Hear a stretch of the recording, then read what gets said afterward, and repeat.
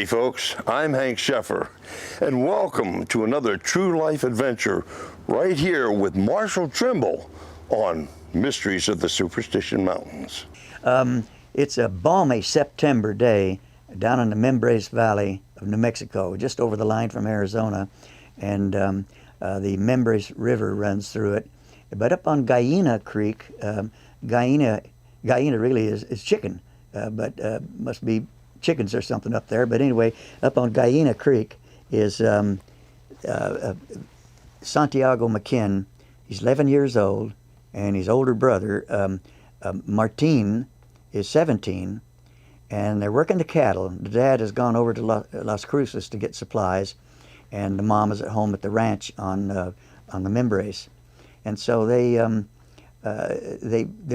he's playing. They take a break for lunch, and Martin is reading a book, leaning against a tree, reading a book, and Santiago's down by the creek playing in the water, and all of a sudden Santiago hears a gunshot, and he looks up, and his brother's been shot in the head, and he's down, and he sees a big Apache come up and take a rock and smash his brother's head.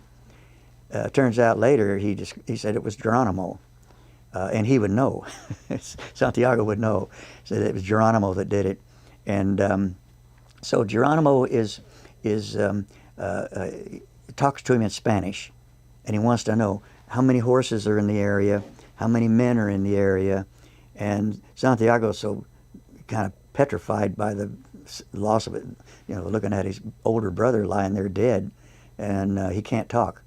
So they throw him on the back of a horse. He tried to get away, but they snatched him. And they throw him on the back of a horse, and off they ride. Off he rides. This is in September of 1885. Well, he's with them.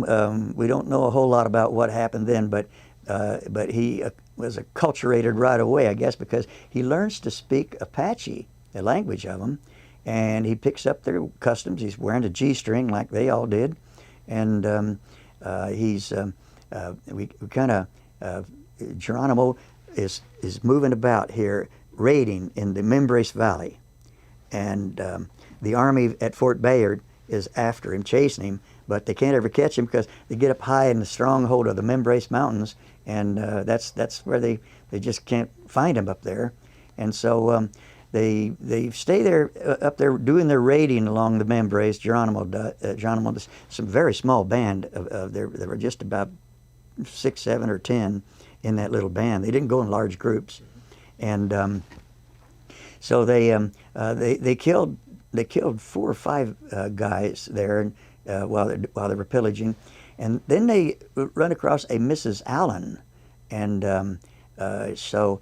She and her children. She has 3 children, so she has a dog, and the dog now jumps at one of the Apache, and it distracts him. And when it does, she takes off with her kids, takes off running.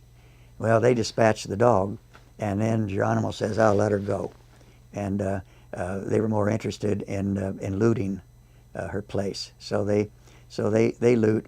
And later on, Geronimo would say that he didn't want to kill her because he thought the outrage if he killed a white woman and her children would have really gotten the settlers up. It was bad enough when you're killing the men, so he thought it best not to just let Mrs. Allen go. So she goes on down and finds some soldiers at at a lumber mill, and they take her into Fort Bayard.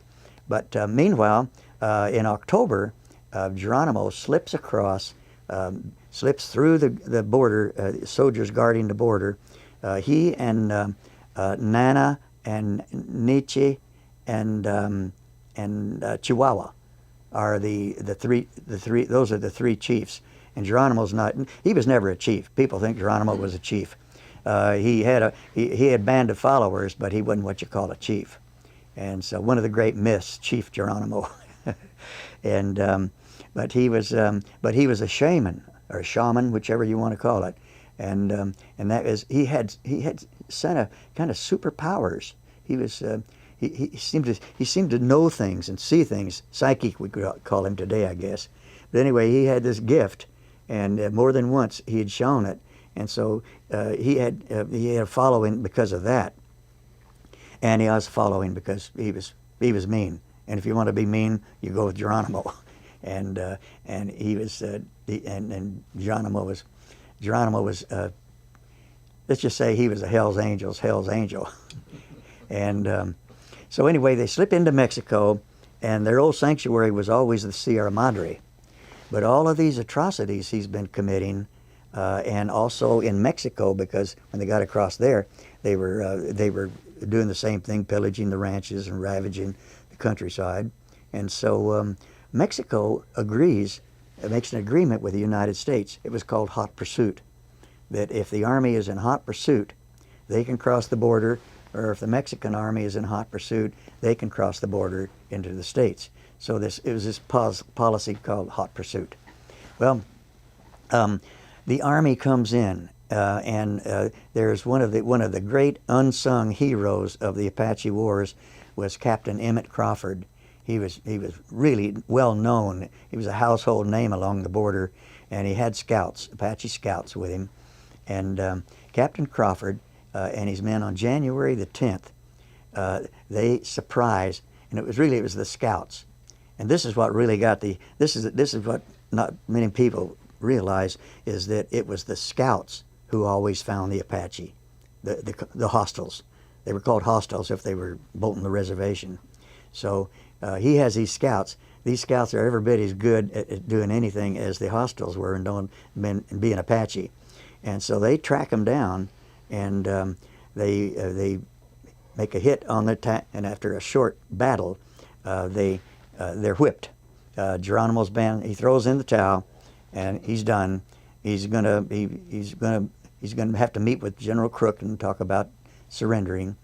And then the next morning, into the camp ride about 100 Tarahumara Indians, and led by a Major Mauricio Corredor. And he is known far and wide as the man who killed Victorio. And so he's famous, especially in Mexico. And but he's also a evil man. And so he comes in, and there's no love lost between these Apache scouts. And meanwhile, Geronimo's band's just sitting here taking it all in. And but the Apache scouts and the Tarahumara Indians, they're trash talk, serious trash talk, because they've been enemies for hundreds of years. And it's all Crawford can do, and with him is Tom Horn and Lieutenant Marion Mouse. And it's all they can do to keep them from the Apaches, his Apaches, from shooting. In fact, they had exchanged gunfire right at the very beginning, because the Tarahumara opened fire on the Apache. And so they exchanged a few shots, and Crawford just told him, he says, spare your information, shoot sparingly. Well, Corredor interprets this as that they're short on ammo. And so he thinks we can take these guys and take their stuff, and we can deal with with Geronimo too. And he thought, I got Victorio, now I can get Geronimo, I guess. I don't know what was going through his crazy evil mind, but he now they're going to have a parley, and Crawford wants to just explain they're in there legally, they're in Mexico legally, and Corredor needs to just butt out. And so they agree to have a peace talk. There's Tom Horn and Marion Mouse and Emmett Crawford. There were 10 in each party. The Tarahumara had 10, or the Mexicans had 10, and 10 Americans, and they're going to talk this out. Well, what they don't know is that Corredor had each man was assigned to kill a certain person in the American side ahead of time when they got together. And in fact, Horn takes a bullet in the arm in it when the shooting starts. And there's one guy designated to shoot Emmett Crawford. Emmett Crawford is up on this rock holding a white flag, and in full uniform. They can't mistake him for an Apache. He's wearing a full military uniform. and they shoot him in the head. And it isn't fatal yet, but he will die a miserable death over the next few days. And he was the most famous American soldier on the frontier at that time. During the but anyway, Crawford is down. Mouse takes over, and Horn was hit in the arm, but he was okay. These guys, the scouts, just turned their guns on that whole peace party, and Corridor especially is the target, and they take him down. And so they kill 9 out of the 10 of the peace party. I use it facetiously, and they call it, and the Tarahumara decided to back off, and it's over. But Crawford is dead, and Geronimo still agrees. After all this, he still agrees with Lieutenant Mouse and Horn that he will meet with General Crook at Canyon de los Embudos on March the 25th. This is now January 10. So they're going to meet, and the meeting is scheduled, and then at Canyon de los Embudos, and when they ride into the camp, the Apaches are camped over here, and the Army camps over here, and with them is future sheriff of Cochise County, C.S. Fly, with his trusty camera. And he checks to see with Geronimo, gets permission to take his pictures. Well, Geronimo loved that. He loved having his picture taken, as we will find out later when he becomes quite the capitalist when he's living in Oklahoma. And so, but Geronimo, and so he asked if he could shoot around the camp, because now since they brought all the peaceful people, the women and the children in, and here are all these children playing over here, and Fly wants to know, can he take the pictures of the kids? Said, sure, help yourself. So he's out here taking the pictures of these kids, and there's a black kid in there. There's one that the photograph shows. The photograph's a famous photograph today, and it shows a black kid here and a little blonde-headed kid here, and he's curious. And the kid seems to be playing happily with the Apache and getting along well, and pretty much ignoring the soldiers. And so they talked to him in Spanish, and they tried English, and he wouldn't communicate with him. Talked to him in Spanish. He won't communicate. He doesn't want to talk to him. Not English, not Spanish, either one. And so they say, we want to return him to his family. His family, he's been, how long? 6-8 months since he was taken, and the kid doesn't want to go, and they want to put him over. The Chihuahua said, "He would take kid and would bring him over here, and we'll put him in. We'll put him. You people take him." And Santiago says, "No, he's like a caged animal, and he's just wearing a G-string, and he wants to play with the other Apache kids, and so he's not going to go under no circumstances."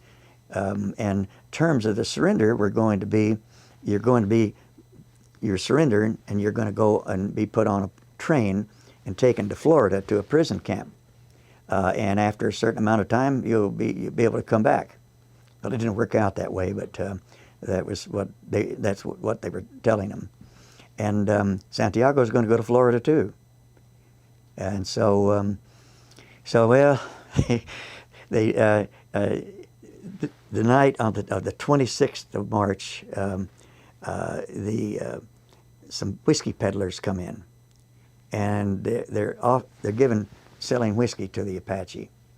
And when they get Geronimo good and drunk, they tell him that the soldier's just going to get you across the line, and they're going to kill you. Geronimo believes it, and that night, he and his small band bolted. Santiago didn't go with him, but he broke his word and his agreement again, which Geronimo had done a number of times, and he heads back into the remote Sierra Madre.